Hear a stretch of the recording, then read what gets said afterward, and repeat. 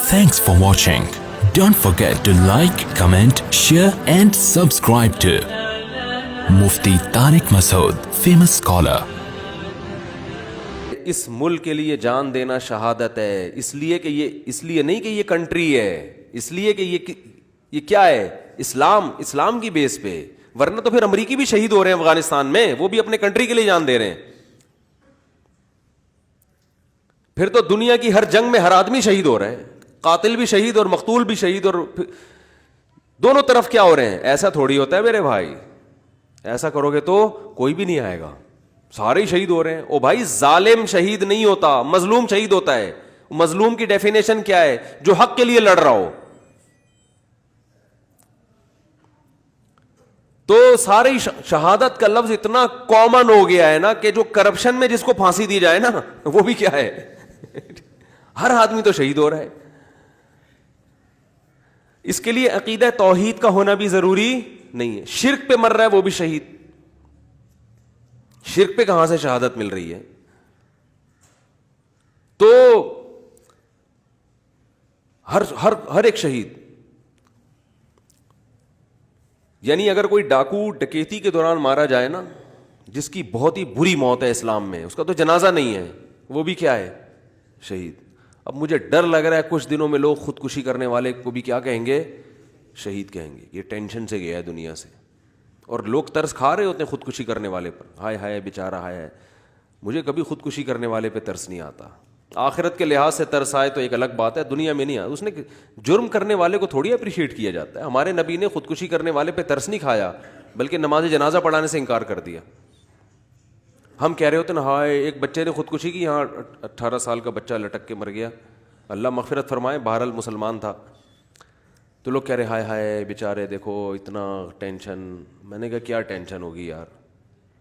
لوگوں کی ٹینشنیں جا کے دیکھو، فٹ پاتھوں پہ پڑے ہوئے ہیں. اس کو گھر ملا ہوا تھا، زیادہ زیادہ یہ ہوگا کہیں عشق معاشقہ ہو گیا ہوگا، ابا نے شادی نہیں کرنے دی.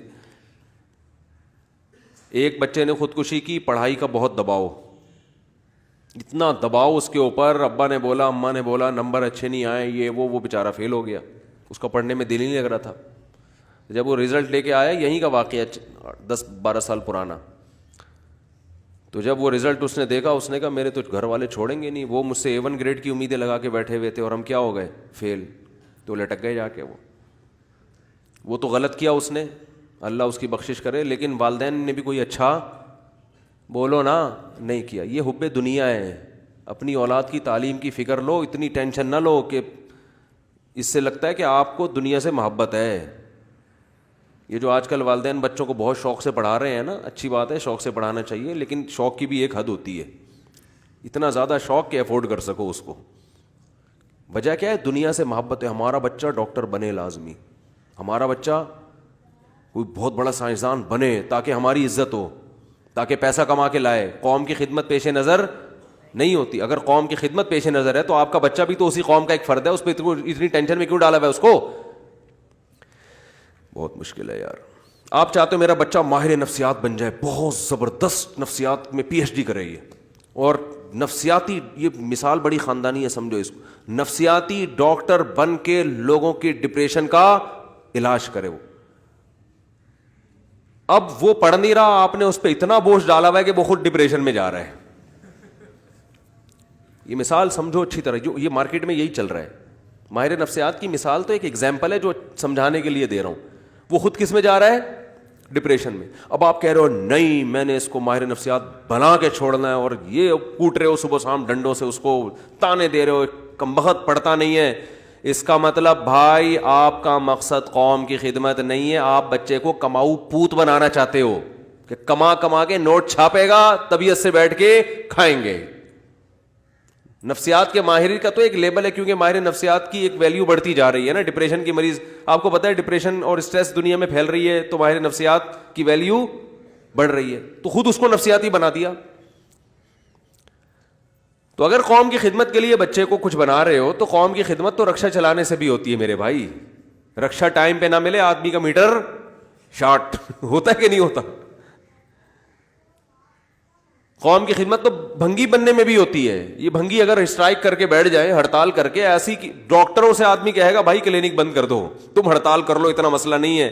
بھنگیوں کی ہڑتال افورڈ نہیں کر سکتے ہم. تو قوم کی خدمت تو بھنگی بنانے میں بھی ہے. میں یہ نہیں کہہ رہا بچوں کو بھنگی بنانا شروع کر دیں, ایک مثال دے رہا ہوں.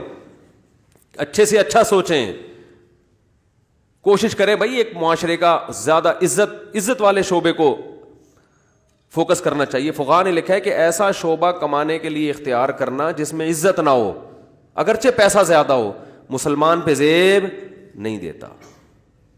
ہمیں بہت سے لوگ مشورے کے لیے آتے ہیں, مفتی صاحب یہ کام میں کرنا چاہتا ہوں, بہت پیسہ. میں کہتا ہوں یار پیسہ بہت ہے, عزت نہیں ہے, تو چھوڑو.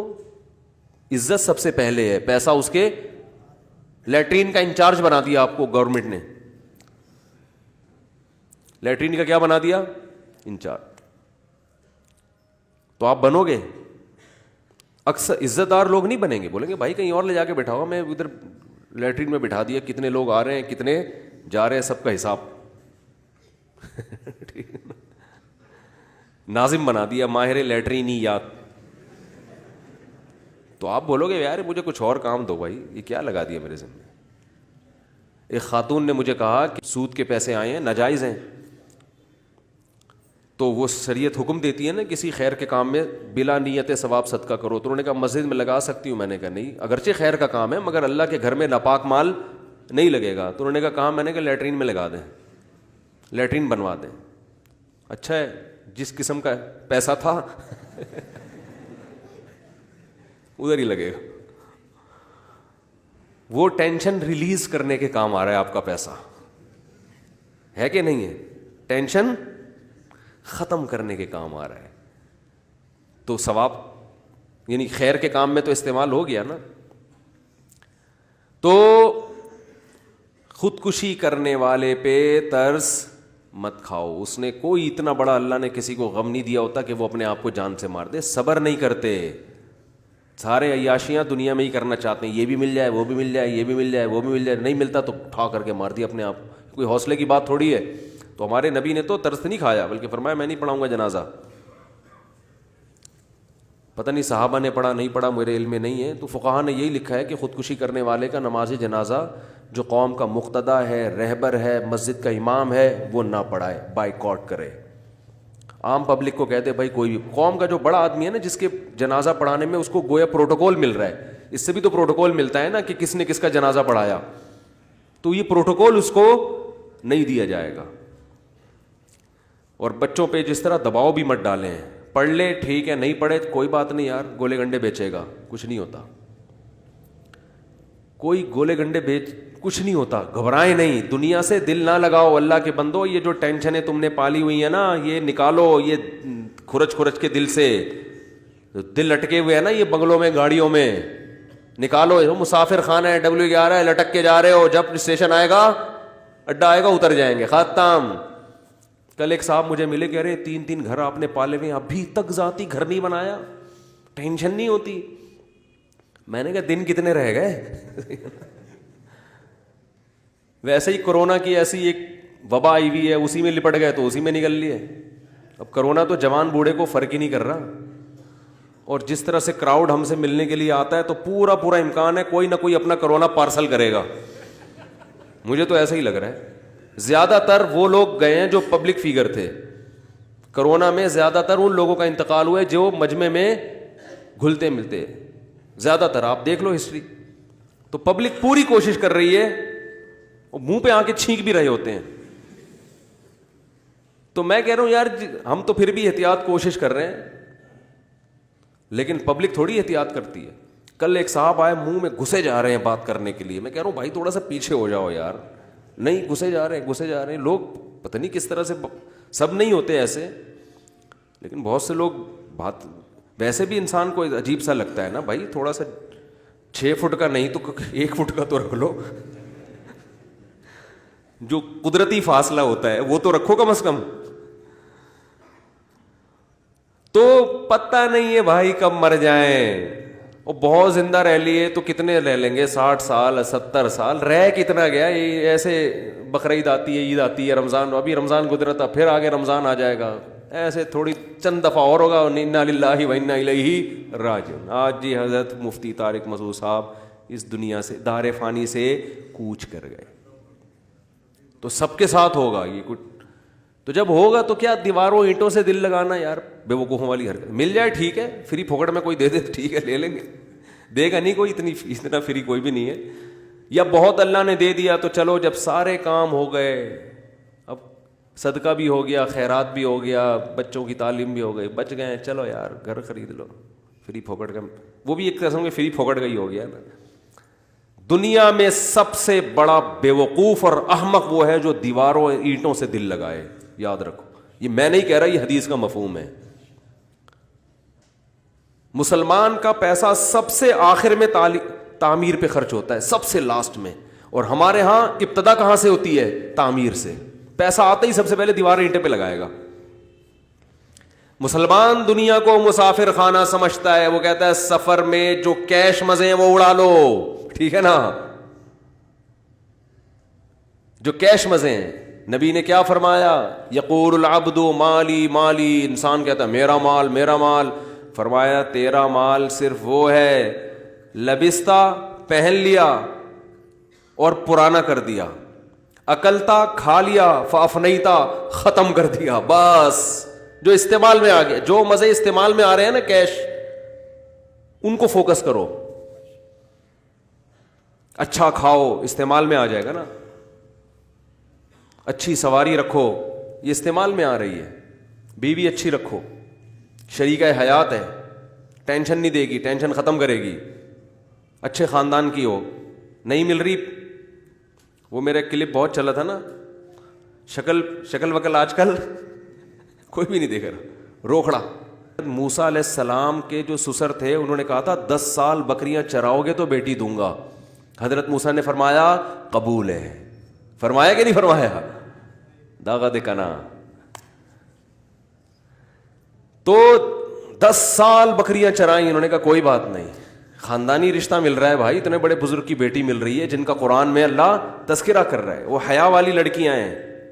جاءت احداہما تمشی علی استحیاء, قرآن کہہ رہا ہے ایک بچی آئی موسیٰ علیہ السلام کو بلانے کے لیے, حیا کے ساتھ چلتی ہوئی, آنکھوں سے حیا جھلک رہی تھی, چال سے حیا. حضرت موسیٰ کو جب پیشکش ہوئی ہے کہ ایک بیٹی سے آپ کی شادی کروں گا, 10 سال بکریاں چراؤ, قال ذلک بینی و بینک, فرمایا یہ میرے اور آپ کے درمیان کیا ہو گیا؟ ایگریمنٹ, قبول ہے. ہمارے یہاں کا مکھنچو ہوتا 10 سال بکری, میں پاگل ہوں کیا میں, تو گھومتا رہتا کنواروں کی طرح, اور مل جاتی کوئی خاندانی نہیں ملتی پھر اس کو, وہی مل جاتی کوئی بازار میں گھوم رہی ہوتی بیچاری, کوئی تو, اور کوئی خاندانی کوئی اس کا وہ نہ ہوتا پیچھے, کوئی تربیت نہ ہوتی, بس ویسے ہی ایک راہ چلتے ہوئے. لوگ کہہ رہے ہوتے ہیں نا یہ رشتہ کہاں سے ملا, بس راہ چلتے ہوئے اچانک آنکھ مٹکا ہوا تھا اور آنکھوں کے تبادلے ہوئے تھے, اور آج یہ ہماری شریکہ حیات ہے. تو پھر تو ایسا ہی ہوگا بھائی. W11 میں ملاقات ہو رہی ہے کسی کی, جنازوں پہ سیٹنگ ہو رہی ہے, بس ایک نظر پڑی اور سمجھ میں آ گیا. تو کیسے سمجھ میں آ گیا کہ نظر میں؟ آپ کو اخلاق کا کیا پتا, اس کے طور طریقوں کیا پتا, کس خاندان سے ہے, پہلے سے گھر سے بھاگی بھی تو نہیں ہے خدا نخواستہ. تو موسیٰ علیہ السلام نے 10 سال بکریاں چرائیں.